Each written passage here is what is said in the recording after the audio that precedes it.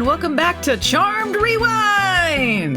That's what they do in this episode. They rewind! Yeah, rewind back to the 70s. Woo. There's disco. There's gas shortages. There's horribly superimposed marquees.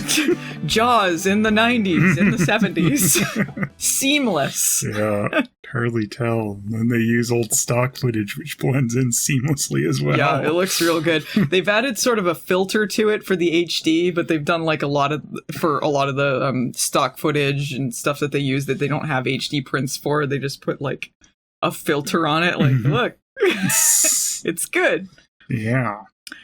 So this was season 1, episode 17, That 70s episode. Wow. This is the beginning of a trend with Charmed, the time travel episodes. This was their first one, though, so there's a lot of continuity problems, a lot of things that don't make a lot of sense, but it is probably their best time travel one.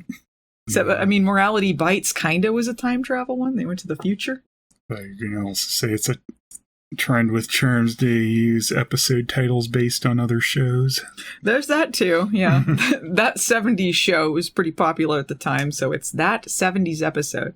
Yeah, I did a guest podcast with Words of the Witches, and we talked about an issue of Charmed magazine, and they were talking about this episode, but they called it That 70s Show. I think it was Brad Kern was talking about it. He's like, yeah, we're looking at dailies for That 70s Show. And I thought they meant That 70s Show. I was like, maybe he worked on it? And then, oh, he means this. He was talking about looking at the dailies with Aaron Spelling, and he was just like, I don't know what's going on, but keep it up. Whatever, it's cool. He apparently did not really care that much about what they were doing on Charmed. Like, just do your thing. Anyway, anything else you want to talk about before we get into this? Nope. All right. Well, the first scene of That 70s episode is Phoebe and Prue looking through a photo album at childhood photos, and Phoebe is complaining about there not being any pictures of her growing up. This is a complaint about nothing, because Prue's immediately like, oh, here's some photos of you. Yeah. She's also like, it's weird there's so little of you, considering you were such a camera hog. It's how like Phoebe to complain there isn't enough of her. So yeah, they find some photos of her. They're like, look how cute we are. Phoebe's like, I'm adorable. This is very in character. Her thing in this episode is started pretty early. They see a photo of her with her mom, and she's kind of sad because she was 2 when their mom died. So she was the one that got to know her the least. Their ages are a little weird in this episode. I'm not sure the girl in the photo was 2, but I'm not really clear on that. But when we see younger Prue and Piper, like, their ages are not what they would have been. Yeah, they're much older than they should be. In 1975. A lot of continuity problems with this. But now they have cast Finola Hughes as Patty, so they can show us photos of their mom now that they actually have an actress. They did show their mom a couple times before this. Previously, Alyssa Milano played her in a Christmas video that they were watching. Bet she wishes she was still their mom. Yeah, I could have done it. I would have been beautiful. Then it would make sense that I care about mom. It is funny that they had 2 other people playing her prior to this when they're only 17 episodes in to the entire show. There's a bunch of things they have to try and fix already, which is pretty bad for a first season. Yeah, they have stuff with their dad, and previously to this, they said that his last name was Halliwell, but in this episode, they're like, just kidding. Yeah. Grams drops in. It's like, oh, yeah, well, you didn't take his last name. Oh, we find out that she didn't because Grams wouldn't let her. Yeah, and she's like, well, you wouldn't let me. She's like, oh, yeah, well, you know, I'm always right. The more you find out about Grams, the worse she is. Like, she's like, fuck Victor. And then we know what happened with Victor. He was forced out because the ice cream man situation. Like, if she wanted to take his last name, like, butt out Grams. Yeah. Shut up. It's her decision, not yours. Terrible. The other actress who played their mom, by the way, was in Barbas's first episode. They didn't show the actress's face, but they had some recreations of like the drowning when Prue's dealing with that. So anyway, Phoebe's bummed out because she doesn't have a lot of memories of their mom. She's pretty dead at this point. Yeah, this is Finola Hughes' first appearance. She's in the photos. Piper comes in. She is looking for a pen and paper. And this is when they start showing us like little hints of things that are gonna come into play later when they do the time traveling. Like there's a desk that they have to kind of like hit with their fist and then the drawer will come out, and that's gonna like come into play later, even though it's like not really plot important or anything. I do find it kind of weird too, like Piper seems to be hitting it like she doesn't, like she's trying to get it open, and then Phoebe comes over and then hits it and the drawer opens, and then she's like, oh, I always wondered how you got to the candy in there, and it's like, well then you knew how to open it because you were hitting it, so how. And then later Piper does that to show like her younger self that she can do it. Like she's like, oh, I got the same secrets. And it's like, well, it didn't seem like that was Piper's thing. It seemed like that was Phoebe's thing, but okay. Do something, do it! Anyway, Piper is looking for a pen and paper because she needs a clunky segue to talk about this old friend of Grandma's who shows up every year, same date, same time, with stupid flowers for her, and he would say it was from a secret admirer who's obviously him. They treat this guy with such contempt. Yeah. They're like, this fucking idiot who keeps showing up with flowers for Grams. Keep in mind, this is the first time he's shown up since she died. And they're like, oh, this fucking idiot. How are we gonna get this fucking guy? We gotta tell him she's fucking dead. Get the fuck out of here, you creepy old man. So annoying that someone cares about her. Piper wanted to write a note to tell him she was dead, just like, Graham's dead, leave.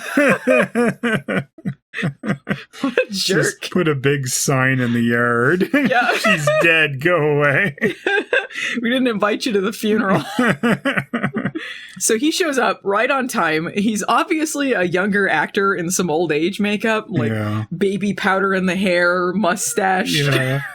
It's apparently a glamour spell. It's like, this is really lazy for a glamour spell. He could have done a little better if he cast a glamour spell to make himself look older. Yeah.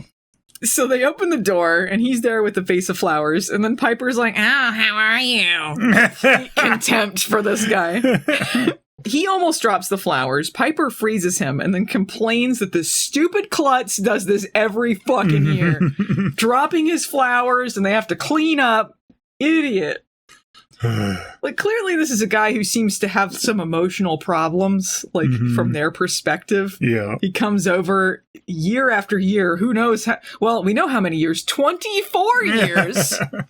Also, he kept doing this, right? So this... spoiler alert, this is a warlock who's after them and that their mom made a pact with to blee, whatever. He's testing them. They know what he looks like. But Grandma never... notice that this was the same guy. Yeah, like if he every had done year showing a up with real flowers? glamour spell and he looked like someone else, okay, but he just looked like the same guy, really shittily disguised. Yeah, like it's like pistachio disguisey. Like pistachio disguisey. Does she not wonder who this guy is, even if she didn't know it was him? Yeah. Who's this guy? And she's like, I love that he brings me flowers. I will ignore him every year. She's like, that's that warlock guy that we had the whole thing with a few years back. I don't care. I like that he brings me flowers. Yeah, because apparently he did the glamour not to disguise himself, but to appear to age. Yeah. So, and he looks the same. So much of this makes no fucking sense. Yeah, this is when they mentioned Piper's like, yeah, I wanted to write a note so that he could tell him, I could tell him that Grandma's dead. And Prue and Graham's Phoebe... dead, the final nightmare. Yeah, Grams is dead, but never leaves. Prue and Phoebe have no regard for this man's feelings. They're like, oh, you're gonna break his heart. Hee hee. Yeah. I can't wait. What do you mean you're gonna break his heart? 24 years! She never fucking went after his advances? Like, come on. They're going to record it so that they can, go frame by frame. Like, you can pinpoint the exact moment his heart breaks right here. Oh! Oh, well, I guess he's an asshole anyway. Yeah. It ain't all worked out. We knew he was an asshole. Oh, man, you wash him, boil him, stick him in a stew. So it turns out he was doing this every year. He's a warlock, and he was doing all this. He was making or dropping the flowers every year to test them, basically, because he wanted to see when they got their powers. And he notices that the chimes on the clock are off, so he knows that he was frozen. That's why he timed it that way every year. I don't know why he needed to check the chimes when just Prue's or Piper's standing there holding them like all calm somehow. Like she didn't just catch them when they unfreeze them. It's like, well, clearly there's been a jump here. Yeah. Also, he'd have to know what, I mean, I guess he knew what their powers was from the past, but I don't know how he knew what specifically were the Charmed Ones' powers in the past, like how he determines that they're the Charmed Ones. How did everyone know they're the Charmed Ones? Like, they're never consistent about this Charmed One crap. I don't know. He takes this ring out of his pocket and puts it on. It turns him young. Who would have thought? He had old age makeup on. And he's like, hey guys, I'm Nicholas. I did kind of like, when he reveals, like, it wasn't enough chimes. I know you froze me. Like, oh shit. Like, yeah, for once they someone try noticed. a little bit in this episode. It's how you know it's earlier. Mm-hmm.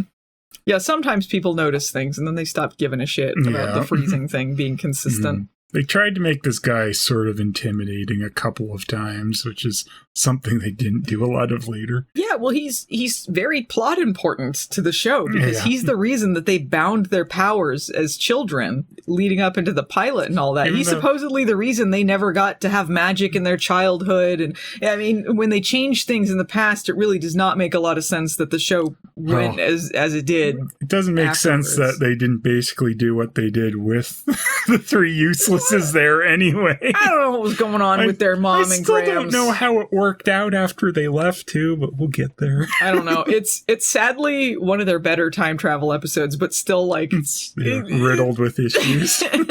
So he's a warlock who made a pact with their mom to get their powers in order to save her life. So she blessed this ring of his to make him immune to their powers in order to spare her, basically. But I don't know, like... How does that work when Phoebe wasn't even born yet at the time? Like, does she really know what all her powers are? Because she gave her a premonition. That was part of what factored into the end. It's just protect me from premonitions. I guess... Yeah, so this just makes it seem like their mom was just super cowardly, and then like was like, I will give away their powers, and then like, what did she think he wants immunity from their powers for, if not to kill them and then take their powers? Like later she's like, oh, I'd rather love you as mortal daughters than mourn you as dead witches. And like, well, he was gonna fucking kill them anyway. Yeah. That's why he wanted immunity. I'm like, would this have worked if they'd gotten any of their extra powers? Or would it just been immune from their original powers? I don't know. They hadn't thought about the add-on powers yet. Or add-on sisters. Yeah, it also seems like, I don't know, she didn't live that much longer after that. Mm-hmm. So didn't get much more of a life extension. No. And also, like, okay, so she blesses this ring to make him immune and then, like, gets away. Why doesn't she do what they're going to do later, which is just unbless the ring, put it back, and then he gets killed later? Why don't they just kill him at any time? Mm-hmm. This guy's so dumb with his ring, too. He constantly takes it off for no reason. Yeah, there's no reason why he ever needs to take this off, except like, they need to be able to get it from him, but they could have written it any other way. Yeah. He comes in at the beginning not wearing it for no reason.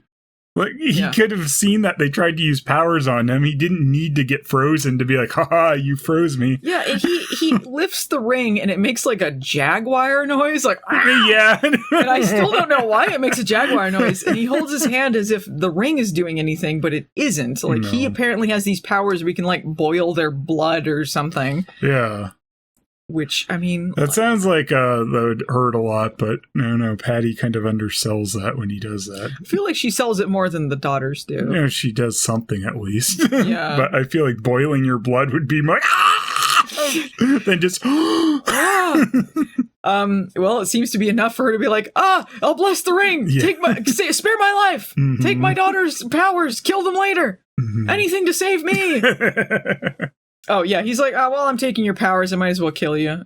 So he starts to boil their blood, but he didn't expect a kick to the shins from Phoebe.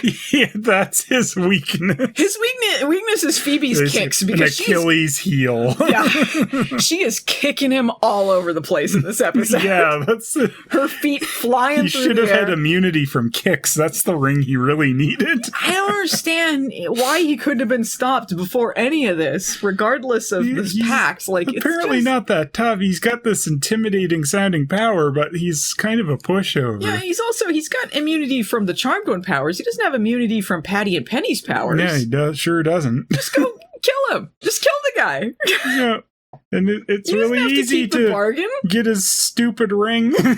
They protected him from powers that their children, like the kids and the unborn baby has. Yeah. Why did he know Phoebe is going to be born too? Like, Patty didn't even know. Well, yeah, he heard her talking on the phone with Grams about the premonition, and then he, I guess, surmised she was pregnant with a kid that gave her premonition powers. Okay. I don't know. I guess because he knew it was the Charmed One power or something. Did she have this premonition like all along? This is like getting into paradox here, because if they always time traveled, then well, is this a predestination thing, or this is how the timeline always went? Well, no, it would have happened in the original timeline. Okay, well then he wouldn't know about Phoebe, phone. Right? Why would she have a premonition about 3 warlocks if they weren't coming? Yeah. That's true. Why would she have that premonition? Why does she have a premonition about 3 warlocks when they don't have powers in the past? No. Why does she assume they're warlocks? Yeah. Yeah. Well, whenever you notice something like that, a wizard did it. I don't know. Anyway, we're getting into further in the episode. They run off into the attic, the safest place. They're looking through the Book of Shadows. Phoebe finds a spell immediately, 2 seconds, to unbind a bond, which they're like, okay, so we're going to go to when this pact was made and unbind this pact that their mom made with Nicholas. So she casts a spell, and this just casually takes them back in time. Mm-hmm.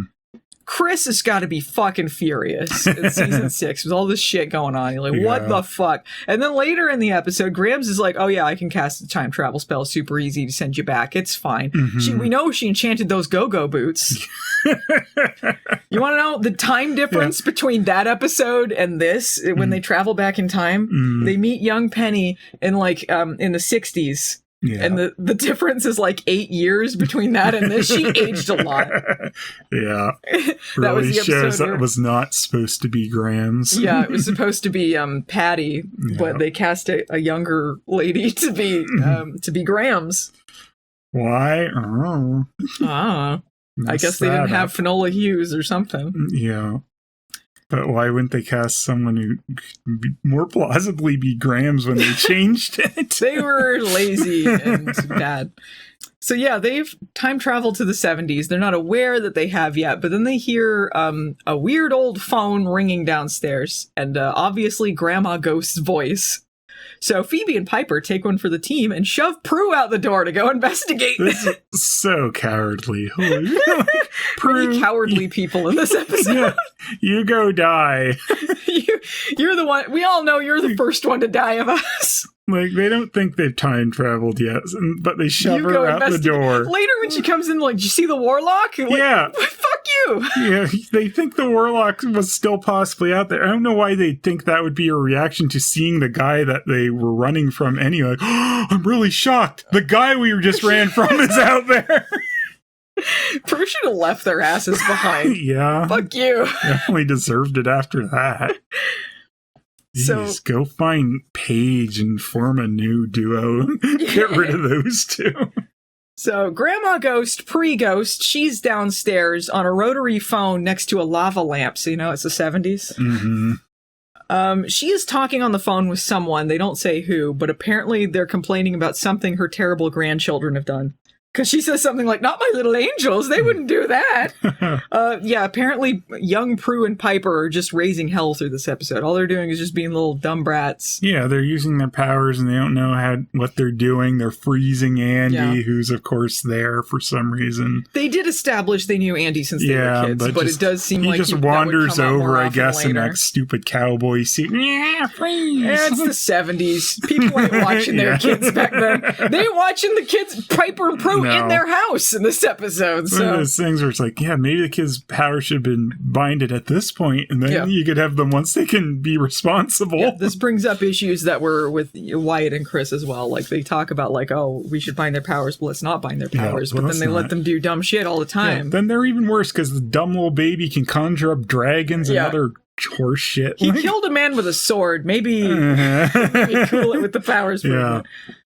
I thought part of the reason they didn't have their powers when they were kids too is so that they could have like a normal childhood. I think that was part of it. I'm sure they had other things that did not exactly connect with this. Mm-hmm. So yeah, young Prue and Piper, they're running through the house, misbehaving. Prue sees this. She's horrified. She returns to her sisters to tell them the horrible news. Grandma has risen from her grave. We need to find her bones and return them to the junkyard. We can get rid of her. She'll find us in our dreams. So we have the opening credits, and then we get a hilarious stock footage montage that we mentioned before. We get a bunch of 70s stuff that they're like disco, gas shortage, TV playing the Mod Squad, and a terrible Jaws logo overlaid onto a theater, even though clearly the people in front of it are modern day people. Yeah. I don't think in the 70s, too, it'd be that fancy. Probably would have been a very plain marquee saying Jaws. Yeah, the streets would have been a lot shittier, too. It would have been covered in litter, and everything would be more yellow, more smoking. They do mention smoking in this episode. Yeah. That their mom smokes. Patty is a chain smoker, especially when she found out she had Phoebe. She starts chugging alcohol and smoking. Oh, I'm pregnant with Phoebe. Smoking's good for the baby. And Prue looks at Phoebe and is like, well, that explains you, doesn't it? I do love all the 70s stuff they show. It's like none of it factors into the episode. They just have to let you know, like, hey, it's the 70s, baby. 70s. Piper isn't so sure they've traveled in time, but Prue points out all the 70s stuff in the attic. He's like, look, we got a pet rock. It's just a normal rock, but let's say it's a pet rock. I would have thought there'd be some more obvious changes. It would have changed a little bit more than it was. Not just like a few little trinkets in one corner. You'd think there'd be some bigger things that they're using the attic for now that they have access to it. Yeah. You pointed out, too, there was kind of a continuity issue with the attic and the pilot, right? There was a continuity issue with the attic because they say like, oh, we got rid of this stuff years ago. Yeah, and it was apparently locked to them until Grams died. Yeah, Grams died, and then they got in the attic. That's how they found the Book of Shadows. They should know what it looked like. Yeah, they're like, we got rid of all this stuff years ago. It's like, well, you did? When? Yeah, for all you knew, it was still up there. They look in the Book of Shadows. It is also changed. The spell that Phoebe just read isn't in there. Spells that weren't in there prior to their time are not there. So they have to figure out how to get back to the future. And Prue's like, hey, maybe we just go back to the future. Your mom and flirt with her. That's Back to the Future. Ryan Stiles tells Back to the Future. He saw some of it. He saw half of it. He saw half of it. He got the doing gist. Something else. The sound was off, but I got the gist. Yeah. So Prue's like, hey, why don't we just tell Grams that we're her grandchildren from the future? She can help us, right? And why not? No one in this episode is ever concerned with fucking up the timeline. No. It isn't until, like, Grams later. Grams is the only one who's like, hey, maybe Cooley or Jet's here. Don't fucking tell us about the future. You're gonna fuck things up. After they already tell her, like, you're gonna die. Oh, yeah, she finds out she's gonna die. She finds that out later in Forever Charmed, too. Because Forever Charmed trying to get investment everyone. Tips, though, before that. Oh, Patty had to tell her to shut up. She's total Biff Tannen in this episode. She's like, oh, I gotta find out about the stocks. Yeah, like, how should I put money into IBM? Tell me. Yeah, put your money into Napster. They're both bad about it. Yeah, I was just thinking about, Forever Charmed, the series finale. They just tell them they're gonna die. They tell them everything. They just fuck it out the window. I don't know how that lines up with any of the other time travel stuff. They get so bad. Yeah, Forever Charmed is such a mess. Phoebe's like, well, Grams isn't going to believe us. Although considering the fact they're witches, I don't know why she wouldn't believe them. They don't know that they don't have their powers in this time yet. Mm-hmm. And Piper's like, she has a heart condition too. Maybe let's not scare her. Because she fucking died of a heart attack. No one ever seems concerned about her heart condition in any other time travel episodes. Hey, Grams, keep up all the smoking and drinking. Yeah, they could have maybe given her a heads up about that. Oh, well. So their plan B is to sneak out of the house and then come up with a plan B. So they're sneaking down the stairs. This is when they hear Grams talking on the phone now to their mom. And their mom is saying that she had a premonition, which is weird because her power wasn't foresight. So why would she have a premonition? But Grams doesn't seem too concerned about this. Like, you sure you aren't dreaming or something? Or aren't you taking a nap? Dreaming about lipstick. Dreaming about lipstick. They're witches. Shouldn't she be concerned? She had a vision of something? Yeah, especially if she's the one who's always all about magic. She should care. Yeah, she also says she has a vision that that her daughters are in trouble. The 3 warlock women kidnap Prue. Yeah. And then, Grams is like, PMS or something. Can you be concerned about fucking anything? Wait a minute. What about me? We don't have time to care about you. Piper picks up the phone near them to listen in on the other line. And then she just talks at Prue and Phoebe the whole time and no one hears. She's like, oh, yeah, it's Mom. What are they talking about? They think that's us. Do they think that we're the Warlocks? No one hears. Do you not know how a phone line works? Now I got my hand over the phone. She won't hear it. Yeah. They're always talking in the house, too. They're talking to themselves as kids pretty loudly, and then no one hears it. They're yelling, and no one hears this. So they hear Patty talking about seeing 3 warlock women taking Prue, and then Piper is like, oh, us? Are we the 3 warlock women? We're the most evil warlocks who ever lived. And then they're like, well, let's just casually walk down the stairs then. Yeah. Apparently, they have hung up the phone and we're not going to look into this warlock situation. Grams is going off into another room to fuck off and smoke or something. So while they're just casually going down the stairs, young Prue and Piper, they run nearby, flagrantly using those powers the girls thought they didn't have until they were adults. This is strange that they would not remember having powers as kids. Yeah. Especially where Prue mentions specifically she remembers this time period. Yeah, Prue is the oldest, so she mentions things that she remembers from this time that are very specific. And their mom working at the diner she's working at, she says, oh, she remembers this. Like she smelled like burgers. So she remembered that. Piper didn't remember it that well, but Prue did. And it's like, well, then I guess she should remember she had magic powers. Yeah. If they were maybe the age they were supposed to be, because these actresses are clearly a little older than they would have been, maybe, but they still remember things. Yeah. So it's odd. And they don't mention that they made them forget that they had these powers. There's also a weird episode later where they become childlike, and then Grams is like, you remember the witch talk? And what?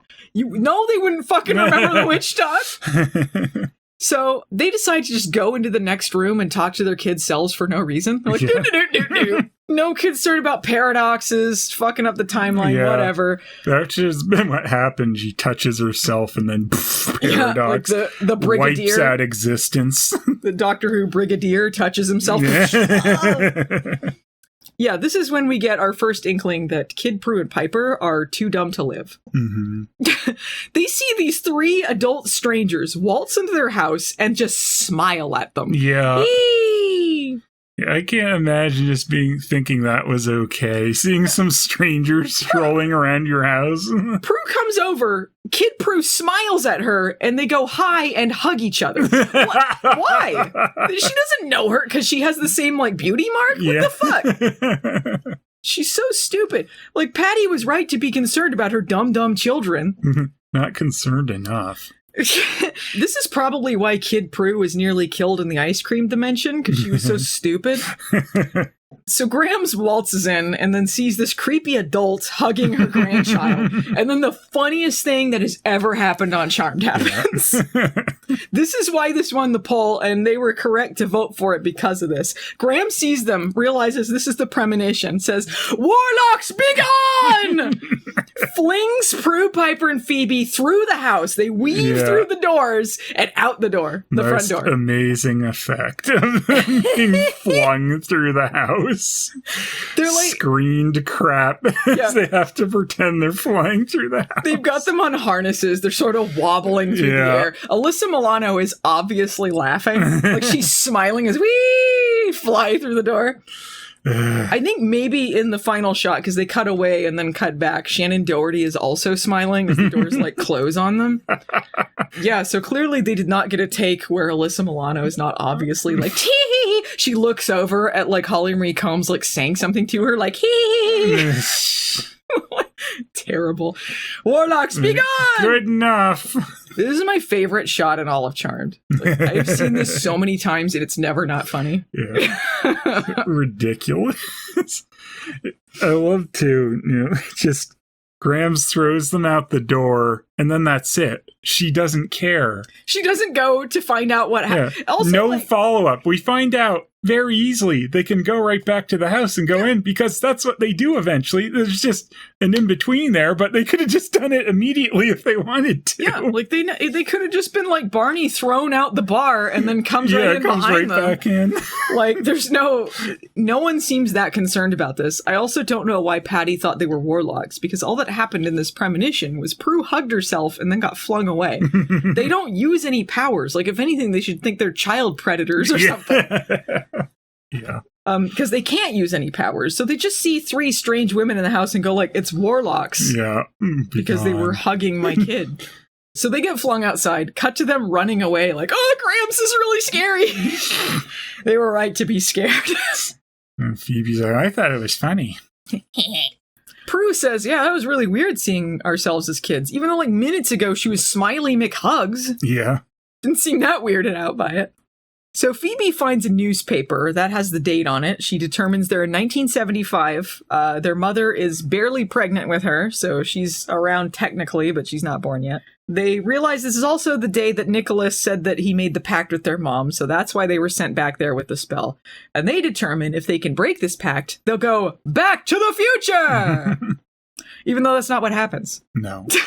Because eventually, like, they miss their window, but they solve it a different way. But then they have to get, like, grandma and mom to send them back. Mm-hmm. But, like, was that how it was going to be all along? Like, who knows how? But anyway, they're like, all right, didn't work out with Graham. She tried to kill us. Maybe we can find mom and convince her not to make the pact. But because she's looking for 3 warlocks, maybe only 2 of us should go. Even though she saw a vision of them. So I don't know why she wouldn't know what they look like. Yeah. Or why like, women with powers I saw the 3 people. You're only 2 of them, so it's fine. Yeah, and like, why are they like, oh, if she sees 2 people with powers, she won't think we're warlocks? Yeah, because they want to show her their powers. Yeah, they're like, let's show her our powers, and then she'll believe that we're witches. And like, she'll think you're warlocks trying to get her kids. You say Phoebe is like, well, I don't have any powers that I can show her, so you guys should go, and I'll keep a lookout for Nicholas. They go to their mom's job at the diner. They overheard them talking about it on the phone. Phoebe waits outside while Prue and Piper go in there to, I guess, use their powers in a diner with a bunch of people. Yeah. They all have like a moment when they see their mom. Prue and Piper are like watching her from a table across the room, and then Phoebe's like peering through the window like a sad Dickensian orphan. Mom! She had their mom at the counter, and then they do the Marty McFly lean in and look at her. Like, we'll get a Diet Coke? What? Pepsi free? You gotta pay for it. Victor runs in. Someday you'll be my wife! Yeah, Prue is talking about these very specific memories she had, but not, the fact that they had powers. Like, oh, I remembered burger smell, but powers didn't stay with me. Burgers were more important than childhood me. So their mom comes over. Do you believe in magic? Do you believe in burgers? Yeah. Sing a McDonald's commercial. They use that. So that's when their mom comes over to take their order. When she leaves, she's got some orders for some other people, but for some reason the door above the kitchen has a restroom sign over it. Okay. It says restroom, but it's clearly the kitchen she's coming out of. So, Prue is like, well, if she recognizes us from her vision, we'll just freeze the place. And then she'll see that because we're not frozen, we must be her grandchildren. I don't know, again, why they thought that she wouldn't think that they're warlocks because of that. Patty does not recognize them. I don't know why. She says later she didn't see their faces in the premonition. What did she see? Saw 3 silhouettes with question marks on them. Yeah, I don't know. She seemed very concerned on the phone, but not concerned enough to come home or do anything. No. Later, Grams calls her and she goes home concerned, but then forgets why she came home and goes to do something else. So the girls are like stumbling over This is why they can't remember magic. They can't remember 5 minutes ago. She's like, huh? Oh, you threw some people out of the house? Well. Todd at MagFest, like so drunk, looking for something in the hotel room, writes a thank you note for letting him in, and then doesn't grab the key. The key he went to get. Thank you. Bye. So anyway, yeah, they don't know what to say to her. Piper calls Prue by her name. Prue saves the day. She's like, no, prunes. We're looking for prunes. Prunes. And Patty's like, hey, you look familiar. And they're like, Fraser! She recognizes us! Piper attempts to freeze things. It doesn't work. They figure out that they don't have their powers. So even if they were evil child kidnapping warlocks, they couldn't use powers in this vision. Patty is like, this is awkward. I'm going to leave. And then Piper makes things more awkward by blurting out that they know she's pregnant. Oh my goodness. Prue's like, oh, because we're your cousins. Obviously, the cousins would know she's pregnant. Yeah, cousin power. Yeah, and then Patty, who doesn't know that she's pregnant, says that she can't conceive anymore, and then leaves, apparently not more concerned about what these mysterious cousins talking about her baby or whatever. You can't conceive normally, but what if you had a demon seed? Apparently she had... House baby! She had 2 more kids after apparently she conceive. She had a Paige later. Yep. But I don't know, maybe like that white lighter seed was extra strong, you know? Yeah. White lighter seed makes sense, but the demon seed. I mean, like, you know, because he was a white lighter, he's like a half corpse that made it extra potent. Who knows? Wasn't that the same thing with Piper? She thought she couldn't conceive and then she did. Maybe. I feel like they did a similar thing with Piper, but I don't know. Might have. It's that white lighter, I'm telling you. Let's talk about white lighter seeds some more. Yeah. So anyway, she leaves to go take a phone call, like, well, I'm not going to ask more about this. Piper is like, well, I think that maybe because maybe only one set of us can have powers in a timeline, because our young selves have powers, we don't. This is as consistent as anything in charm time travel. I think they do in some of them. I think it depends on if they traveled to a time when they exist or something. Yeah, because they go back further and then they don't have their powers again, right? Because they say we don't exist yet, so we can't have our powers. Yeah. This never happens with Chris. Chris time travels and he can use his powers and his baby self is there. Wyatt too. Mm-hmm. Does not make any sense. Prue then calls Piper Mr. Spock for coming up with this theory. Is that a Spock-like theory? Sure. Spock was always talking about magic. Hey, you fucking nerd. It's only logical. What was Spock's theories when they had to fight those magicians with the black cat and all that? That it was a trick or treat or something. I think that was Kirk's theory. It was a trick or treat. Kirk's theory. Yeah. So I guess I should have said Kirk. Yeah. Or Captain Kirk. Make it so. So Patty was being called by Grams, who I guess decided to wait a few before saying, hey, that premonition came true and those warlocks tried to kidnap Prue. Patty is like, I'm coming home immediately. I gotta go see what's going on with my kids. Does not actually seem concerned about it when she gets home. No.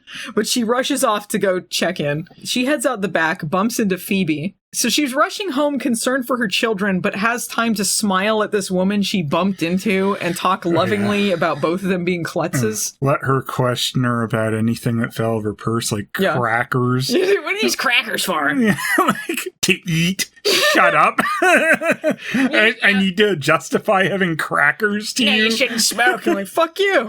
Yeah. You're gonna fuck me up, Mom. I was gonna listen to that in the 70s. I'm gonna smoke more just because you said that. Yeah, smoke it up. Your ass is grass, and I'm gonna This is when 70s Nicholas, he shows up as a police officer, and then Phoebe freaks out. She's like, oh no, Nicholas. But yeah, she says it right in front of his face. She says it to him. Like, why would she give herself away? Luckily, he apparently doesn't care that someone just said his name who shouldn't know who he is. He doesn't care that she is concerned and knows exactly who he is. Patty doesn't either. She's like, oh, nothing's going on. Bye. Yeah, this is so stupid. For, like, multitude of reasons. Well, she freaks out, and then he is coming after Patty, so he's trying to get away to, like, chase after her. Mm-hmm. And then, like, again, does not seem concerned with this woman that he's going after is saying his name or scared. He seems to think later that the adult charmed ones are rivals or something. Yeah, I think so. He thinks they're warlocks, too. But he's, like, taking off, and Phoebe starts kicking him some more. We don't see actual female warlocks that often in the show, though, do we? Sometimes, but they phased out doing warlocks much at all. Yeah. But they did establish that warlock is gender neutral, right. Usually it's just I didn't think we saw them that often, though. But yeah, I know, it turned into demons every time later. Yeah, but they have some evil chicks, but as far as like warlock women, I guess wasn't as common. Mm-hmm. I just remember, like, if it's a warlock, it's usually some doofus in a black shirt or something coming by. This was before the standard warlock uniform. Yeah. So Phoebe is throwing out kicks. Like, she's like, hey. She grabs his car keys, tosses them across the street, doesn't take them with her to stop him from just getting back in the car and following her mom. She could have, like, stopped her own birth if he'd, like, killed her. If only. This was apparently, I don't understand all of his plan here. So he says later that he has tapped her phone, which is how he finds out about the premonition and that she's having the charmed ones. So that he had to have been listening in at some point when she was on the phone earlier during her shift. And then sometime during that shift, he also leaves her a note pretending to be Victor, saying to meet her after her other shift to go to the hotel room, even though he also was chasing after her right after the shift, knowing that she was pregnant with a charmed one, and he wasn't going to kill her. What? You just think because she's having a third baby, it's definitely the charmed ones? I don't know why he thinks it's the charmed ones, if their powers are specific or what. But like, surely a witch has had 3 kids before. Yeah, I don't know. So Phoebe runs into the diner, again, just tosses his car keys, and he's inconvenienced for a little bit. She tells her sisters to run away, they run out, and then they're walking down the street casually by the house, like, well, we got to home base. Can never find us over here. So they're standing outside their house, and like, well, we can't talk to Grams again. She's gonna fling us out the door. Well, it seems like she won't do much else, though. Yeah. Useless. They're like, well, we just have to wait for Nicholas to show up then. But also, maybe let's go inside and try to talk to our kid selves again. We can't go in to talk to them, but let's try and kidnap children some more. At the very least, Grams and Patty could have done the normal mortal thing to try and keep people out of locking the door. Yeah, they could have locked their door. I'm sure the locks are not the same, even if they had their keys with them. Uh-huh. They could have been watching the kids, but they leave them to their own devices again. Yeah. Apparently, after this incident, they told them they were bad people, but they're just running around by themselves, not worried about these warlocks. Absolutely don't care. But I'm sure Grams and Patty will like them coming after the kids again. They apparently did tell them, though, that they were bad because Prue says that to her. And like, she said you were bad. Like, no, we're not. We're family. They're like, okay. Like, you imagine if your parents told some adult was bad and you're just like, oh, good, they're here. The bad person. She's pretty, so it's fine. Go play with this knife. Here's a loaded gun. They've decided since their childhood selves have powers, they're going to use them to assist them in getting rid of Nicholas. Yeah, they're going to hold them up like wands, basically, and also to absorb any damage. They just want them to use powers against this guy to kill him. And but one of them even has the same powers as their mom. Their mom can also freeze things like Piper. Mm-hmm. And Grams can telekinetically move things. So why don't they just why don't they kill Nicholas with their powers? Yep. If that was the plan. They could have. Could have, should have. So they go in the house. They overhear Grams and Patty talking upstairs. They're like listening through a vent. Apparently, Patty rushed home because her kids were in danger, so she could tell Graham she's not worried about it because she's got to head to her other shift and then meet up with Victor after that shift because maybe she can get back with her ex. It's hilarious, too, because she's like, bye, girls, but doesn't even look at them. Doesn't even look at them. She rushed home like, oh no, someone tried to kidnap them? I'm coming home. Didn't even see them. Goes upstairs like, I'm going to hook up with my ex tonight. Got to get my sexy dress on and I'm going to fuck Victor. If she had just glanced over, she would have seen, like, she has no peripheral vision too, because Prue and Piper are in there with the kids again. They're frozen at this point, so they can't even move. Yeah. I don't know why they even set that up if nothing happens then. She's like, oh, don't worry. I trust you to watch over them, Grams. Meanwhile, Grams goes to do laundry, does not watch them. No. Doesn't even hear them yelling downstairs. People were in the house a little bit ago. Why does no one care? Amazing stuff. Grams, who we know pushed Victor away because she's a man-hating asshole. We know all that story. She's like, you're making a big mistake, Patty. Yeah, this relationship was doomed from the start. Because she told him to go away. Yeah. And this is when we find out that she didn't let Patty take Victor's last name. What a bitch. I didn't want you to become Halliwell. I mean, his name is something else. We'll think of it later. Then Grams casually says, if husbands were supposed to stay married, God would have made them live longer. You know, because Patty's dad's super dead. Patty and Phoebe laugh at this hilarious callous remark. Victor lived longer than Patty in the end. Yeah. Fuck you. You outlived both of them. That's cruel. That's the best revenge. Yeah. Living well. Living well is the best revenge. So while Phoebe continues to listen in on this, Prue and Piper are going to go prey on their childhood selves. They have gotten over being attacked by warlocks. They're just fighting over a doll. It's too stupid to live. Kid Prue is like, hey, those warlocks are back. Pretty cool. Good thing they're two caretakers who are so worried about them and know these warlocks are still on the loose or watching them. Yeah. But Kid Prue can't help it. She's too enamored with herself. She's like, oh, you're so pretty. Prue's like, you're pretty too. Piper's like, oh. Yeah, give me a break. Kid Piper is like, Grams told us that you're bad people. And they're like, no, actually, we're good people. And then they say like, oh yeah, keep us a secret. We're family. You can trust us. Let's go. All of the red flags. Yeah.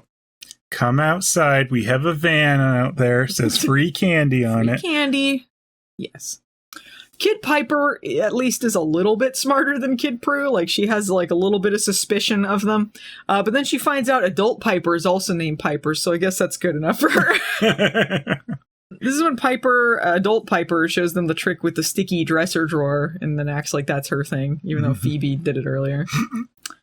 They're about to leave when young Andy shows up dressed as a cowboy for some reason. He yells freeze. Yeah, just so he can get frozen. Yeah, so Kid Piper freezes him. Phoebe wanders in the room. Everyone is frozen except for the kids, except for little Prue and Piper. Grams and Patty are going downstairs arguing about stuff. Grams threatens to teach the girls a new spell while she's gone. Not sure what spell she's threatening to teach them. Presumably more of her dark man-hating magic. Yeah. Mashing men up or something. And the recipes I teach them don't come from Betty Crocker. Come from Betty Cramper. You'd think there's a danger of them being discovered with Prue and Piper being frozen, but no. Patty leaves, does not look in their direction, and goes like, I love you girls. Yeah. See ya. Never do drugs. Never do drugs. She goes like for the world's shortest second shift, apparently. So yeah, Kid Piper unfreezes them. Kid Andy is confused why Phoebe's suddenly in the room, but somehow he's not discovered magic is real. No. He gets frozen again later, and then Grams is like, oh, it's funny that Piper froze you again. You won't remember anything. But why? Why wouldn't he remember anything? Yeah. She unfreezes him, and he remembers that strange women came and took them. He remembers that they left with them, so apparently he did remember. Yeah. What up with that? They theorize, too, Prue is like, oh, maybe this is why he's so suspicious of us later. Like, what? He remembers being frozen as a cowboy kid? But you forgot you could do that? Yeah. He'd remember it, but not them. Yeah. So yeah, that's when they kidnap the kids. Good job protecting them, Grams. She's too busy doing laundry. And also, like, when they're leaving, like, young Andy's like, oh, kidnap me too. And then they're like, no, you freeze him. And they freeze him. And then Piper's like, all right, let's go. Get out of the house. Yeah. Grams still does not overhear this. I wonder what that weird yelling is down there. Who cares? Oh, well. So yeah, she finds Andy frozen, unfreezes him, and is like, you won't remember anything. I can just assume she was been fucking with his mind or something. That's why he doesn't remember. Yeah, but it clearly didn't work. Otherwise, she wouldn't have got the info. Yeah. So Kid Andy, he's like, yeah, these strange ladies came and took Piper and Prue. Boy, does Grams have egg on her face. She could have been doing literally anything. And also, they stole the car. They go to the park with their kid selves to, like, practice attacking bad guys with, like, a dodgeball. Yeah. Like, this is home base. They'll never find us. Yeah. Apparently this park full of people also doesn't notice them using powers over there. Just use it in front of everyone. Yeah. There's a bunch of people. To a very public spot. The car's out in the open, and which is going to be, reported very quickly, which it was. I do like that Grams just calls the police about the kidnappers and the stolen vehicle. She thinks Warlocks took them. It's at least one of the sensible things she did in this episode. Yeah. You see a bunch of people in the background doing, like, Tai Chi and shit. Like, there's people everywhere. So Phoebe and Prue, they're talking about their kid selves. They left them to go fuck off and do some practicing by themselves. They're like, well, they seem to have more control than we do. Like, well, they had their powers longer than us. It's like, it's you guys really suck if these little kids are apparently better at it than you. Yeah. Kid Prue knows how to do her powers without doing the squinty face. Yeah. So, Piper... Prue likes the evil squint. I do love that she just looks mad when she does it. So, Piper apparently was on a payphone and somehow found out when their mom's and Nicholas's shifts end? Yeah, I really want to know how that works.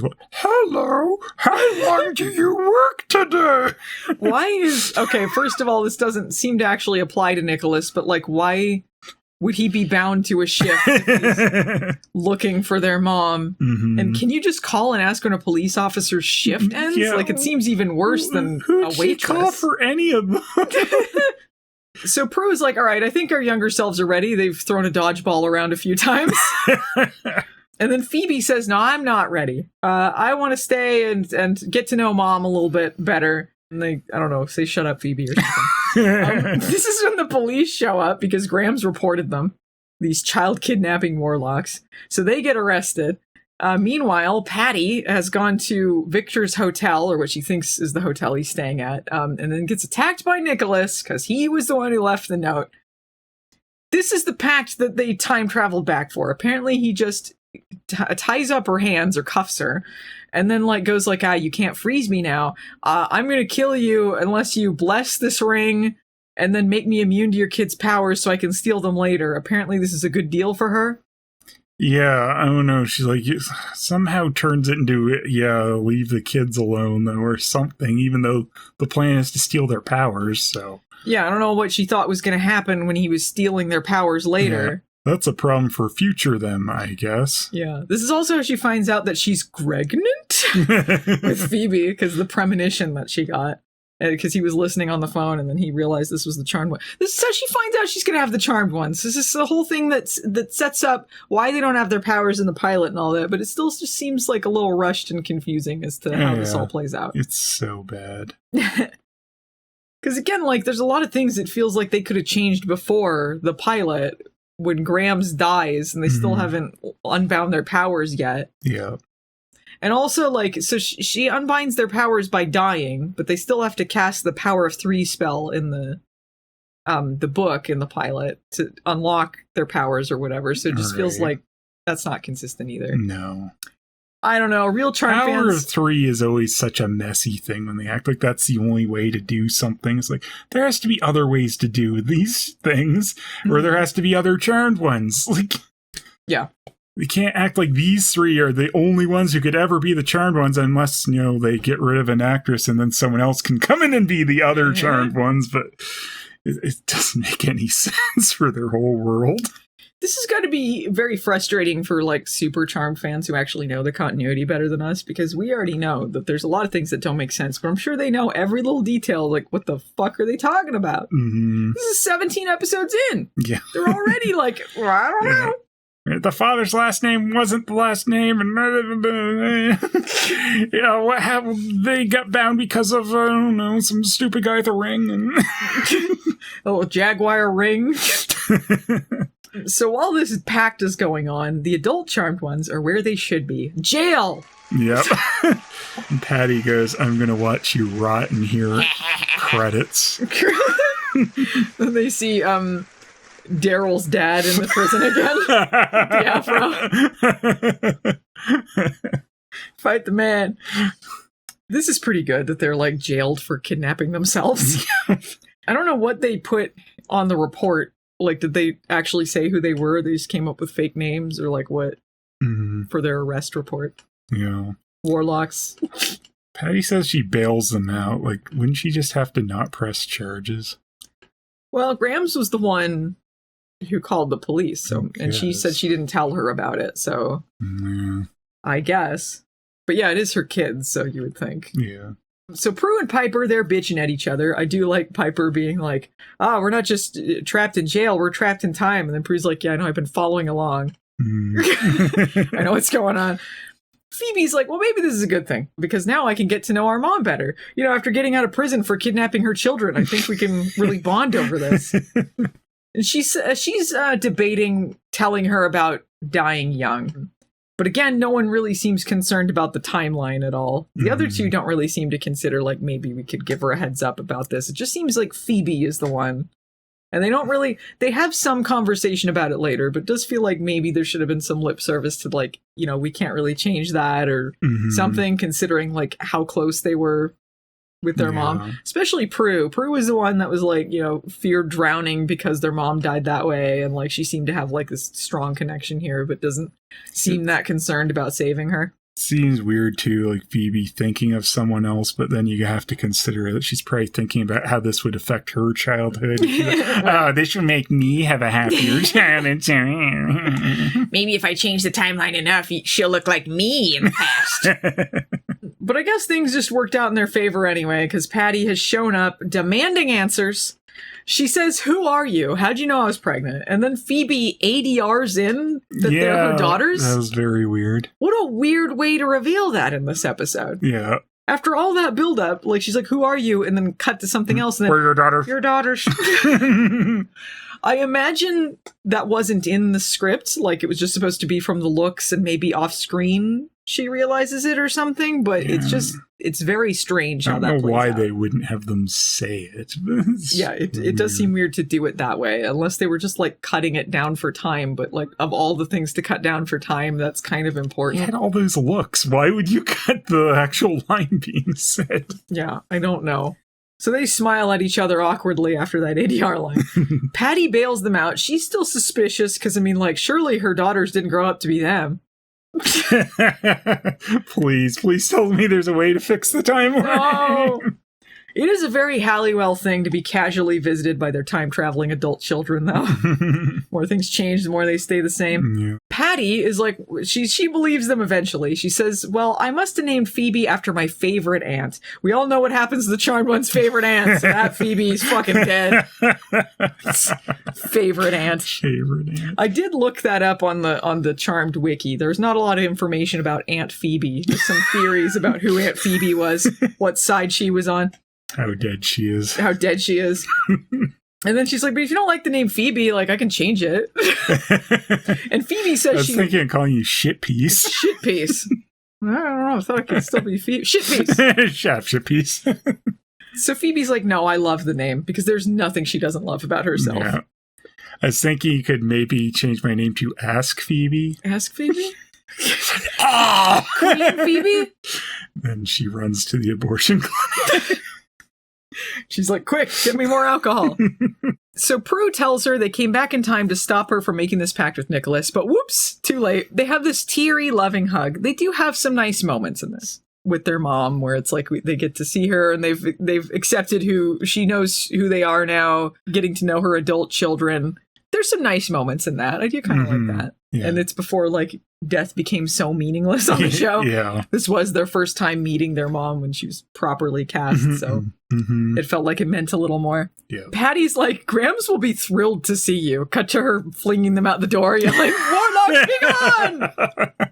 She does still seem suspicious of them when they go home. Like, she's like grilling them about, I still think they're fucking warlocks. Here's a quiz about me. Yeah. She asks them a bunch of trivia. They answer it correctly. Then she pulls a Biff Tannen. She's trying to get financial tips. Doesn't count as personal gain if they just give her a heads up. It's fine. Well, she didn't cast a spell, I guess. That's true. They do call it personal gain, though. They call it that, but I guess like they just mean in a general sense, not in a magic sense. Grams then takes credit for the charmed one. She's like, oh, I always knew I would birth the charmed ones. Yeah. Patty gives her election, like, well, through you. Yeah, once a minute, whatever.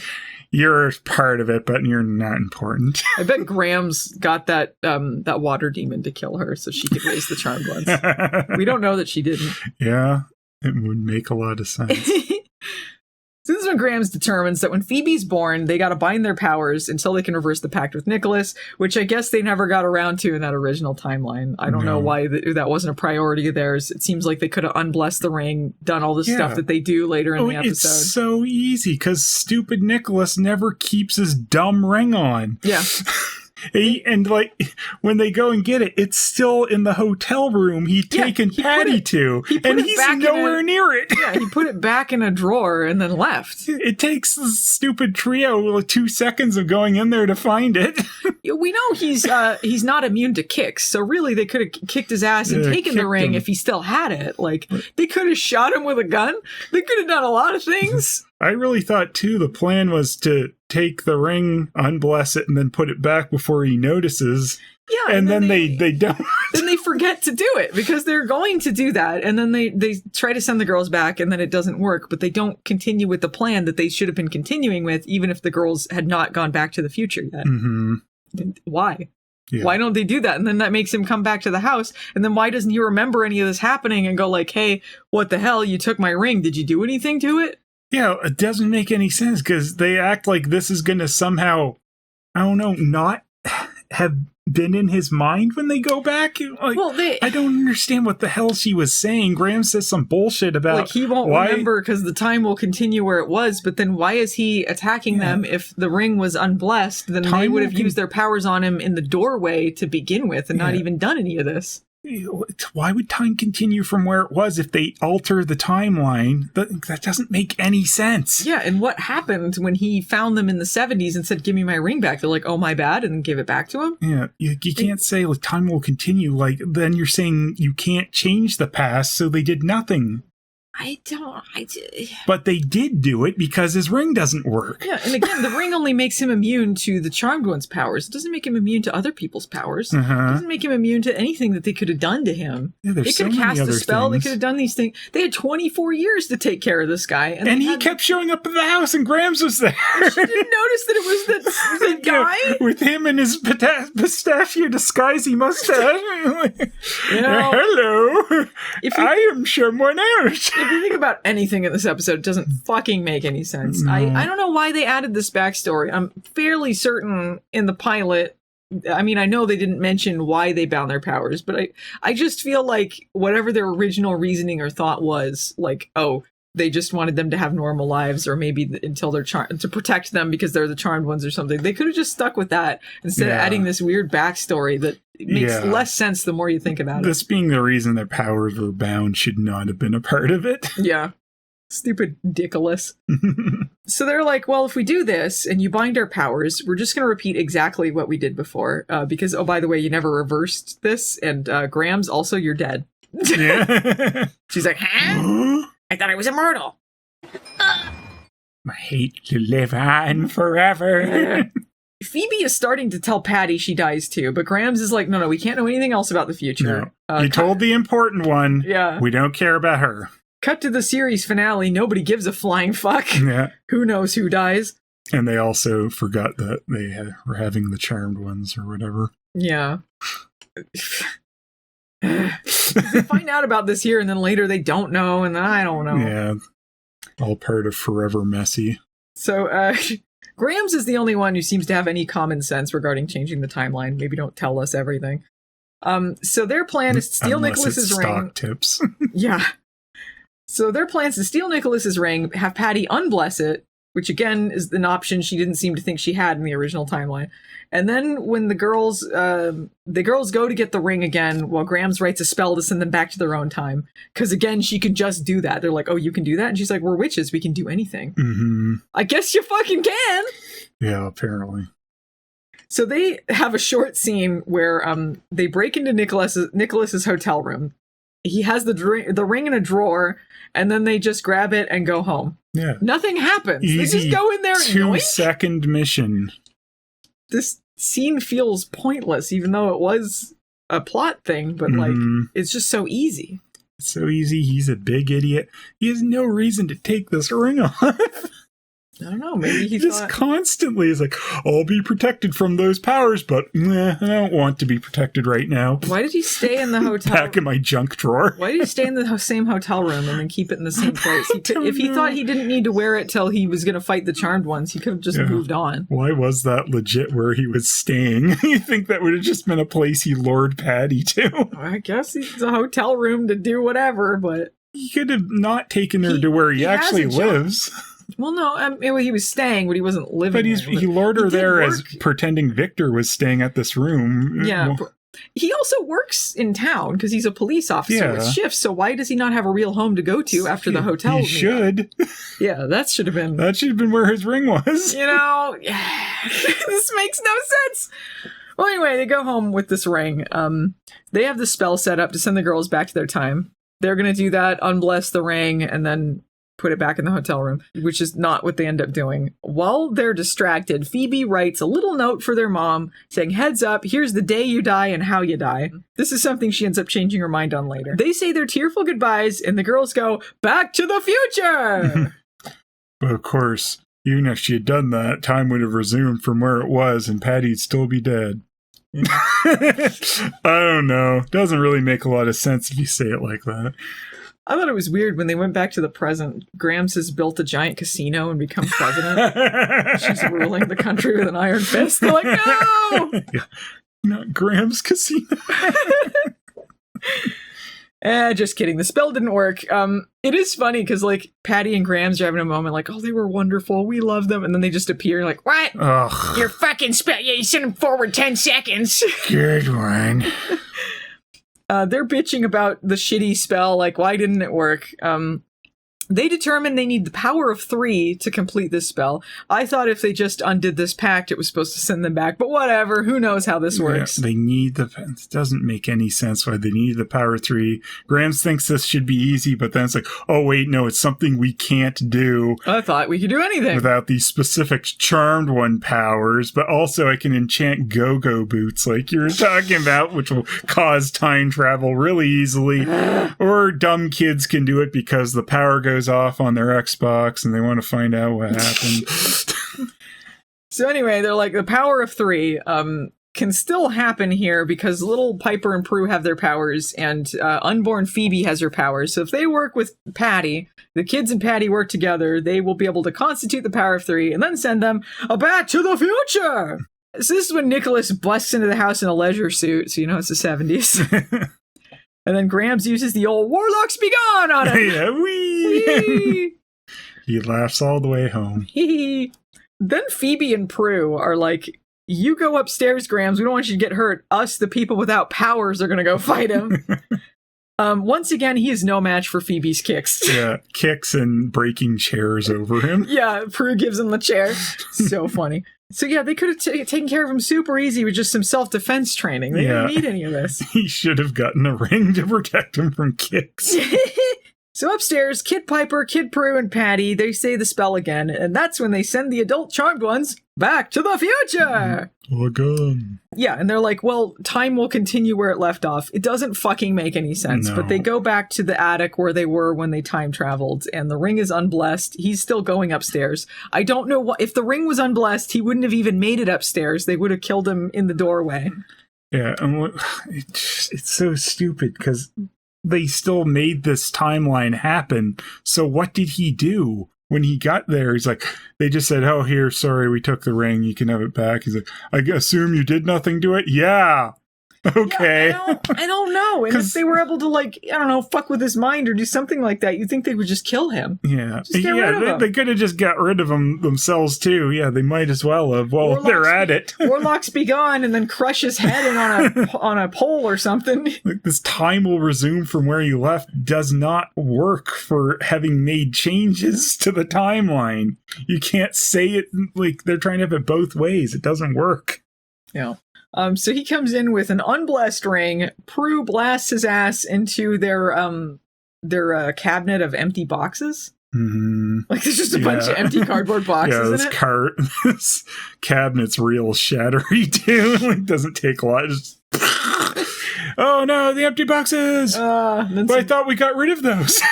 He flies into it, and then like some pet rocks and lava lamps fly out. Yeah. Oh, we didn't get rid of them. They freeze him, and then they find a new spell that Grams has added to the Book of Shadows, the Nicholas Must Die spell. And she's like, I don't know why I didn't use this. Especially how many times he visited the House of Flowers. Every fucking year, same day, same time. Also, why? Okay, I was gonna say why wasn't he immune to the freezing, but he wasn't wearing the ring. So apparently they could have. He wasn't wearing the ring until he knew that they used the powers on him. So they could have killed him at any other time. Yeah, for no reason. Not wearing this ring, trying to test it out. It's like he took it off just so that this time travel mess would sort of work a little, but it still doesn't. Yeah, because he wasn't wearing it in the present day because he wanted to see if Piper would use her powers on him and then it would determine that their powers were activated. He couldn't see that unless, you know, he didn't wear the ring. Yeah. Even though he would see that because she would freeze the flowers. Yeah. The flowers are still standing. Well, anyway, they cast the spell. They go, Fiddle-dee-dee! Explode Nicholas into oblivion for all to see! They say, like, they're going to scatter his atoms through time or something. Like, brutal. Wow. So, yeah, he's dead now. They could have done this at any time beforehand. Their mom, Grams, anyone, but they don't. Yeah. Wrote this spell in the 70s, never thought to use it. Like Mr. Nicholas, who hides out in the same hotel room. The Nicholas Must Die spell. Went back there and put the ring in the box again and did nothing. I don't know.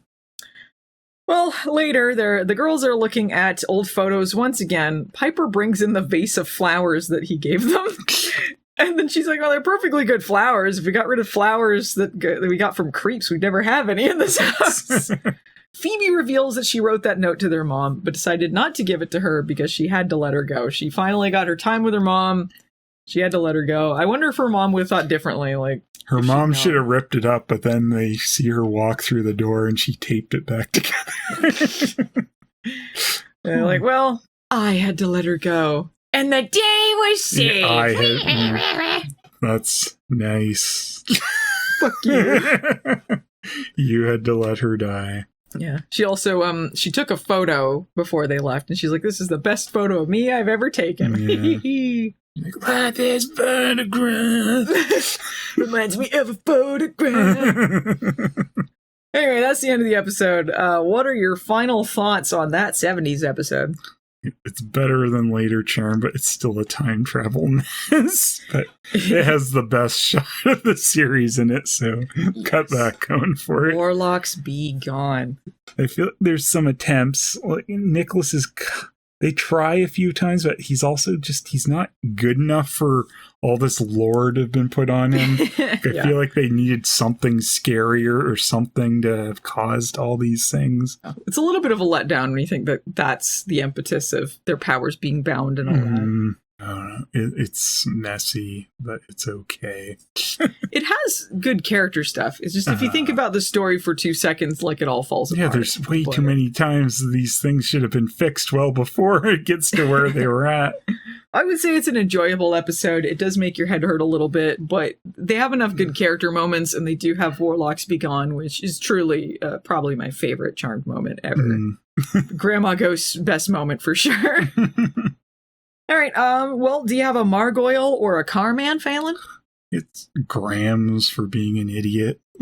She's the Margoyle? Yeah, throwing them out the door and then just not proceeding to even bother locking it or anything. Like, you suck, Grams. You know there's people after the kids, and you just keep letting them play off by themselves. See, for those reasons, I'm going to make her my Carman. No, I think Warlocks Begone. Get rid of them. Yeah. Get rid of the charmed ones. I mean, if I'm ever going to give Grandma Ghost Carman, it's got to be for Warlocks Begone. I have to special mention to Phoebe, too, for I'll let her go. Like, shut up. Stupid Phoebe. It's not about you. It's sad because it's still good season 1 Phoebe, but it's not about you. Shut up. Maybe her mom would have liked the chance to stop that. Like, no, it's up to her to let her go. Shut the hell up. What, do you have a Carman? Carman,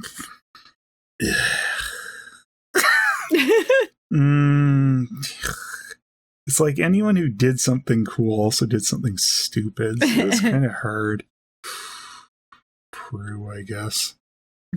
Being the one that had to deal with the other two dummies and being shoved out the door. Pretty good. I think my Carman is probably going to be... I already said my Carman. My Margoyle. My Margoyle is going to be Patty.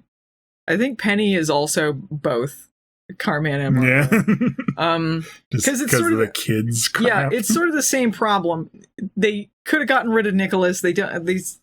Yeah, that's like a big thing too. Patty gave them up way too easy. Like, he just cuffs her in a hotel room, and then she's like, "I'm gonna fuck my kids over forever." And then like Nicholas visited every fucking year after this, and they never did anything. And Penny about it. wrote the spell already. She had the key to killing him. Spell. Not gonna pass muster here.